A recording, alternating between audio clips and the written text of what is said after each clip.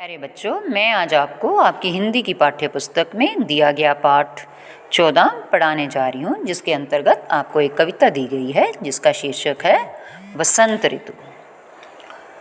इस कविता को पढ़ाने से पहले मैं आपको ये बताना चाहूँगी कि हमारे भारत में अनेक प्रकार के मौसम आते हैं। कभी हम वसंत ऋतु का आनंद लेते हैं, कभी ग्रीष्म ऋतु का आनंद लेते हैं, कभी वर्षा ऋतु, कभी शरद ऋतु, कभी हेमंत ऋतु और कभी हम पतझड़ की ऋतु का भी लुत्फ उठाते हैं। तो आज मैं आपको बताऊंगी वसंत ऋतु के बारे में। वसंत ऋतु वो ऋतु है जब हमारे आसपास रंग बिरंगे फूल खिल जाते हैं और फूलों पर भंवरे डोलने लगते हैं और हवा जो है बहुत शुद्ध हो जाती है, साफ हो जाती है और हर तरफ एक खुशी का माहौल नज़र आता है। हरे भरे पेड़ पौधों को देखकर मन उत्साहित हो जाता है, प्रसन्न हो जाता है। तो चलिए आज हम आपकी पुस्तक में दी गई इस कविता का अध्ययन करते हैं। आप भी मेरे साथ साथ इस कविता को अपनी पुस्तक निकाल कर पढ़ेंगे और ध्यान से सुनेंगे भी। फूल फूल पर झूल झूल कर भौरे गाते हैं गाना। भौरे होते हैं भंवरे। डाल डाल पर पात पात पर।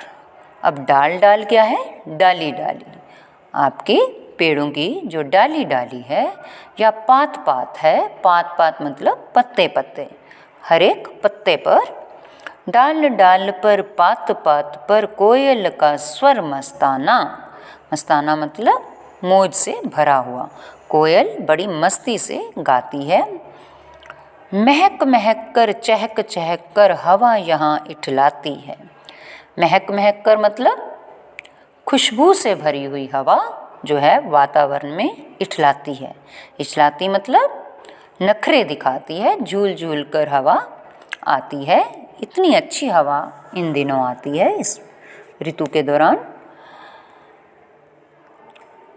तन खुश होता मन खुश होता जब वसंत ऋतु आती है।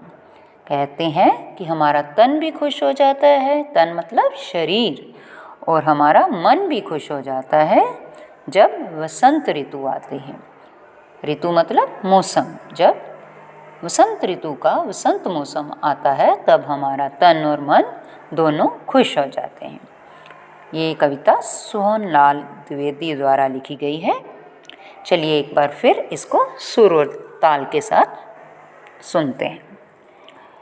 फूल फूल पर झूल झूल कर भौरे गाते हैं गाना। डाल डाल पर पात पात पर कोयल का स्वर मस्ताना।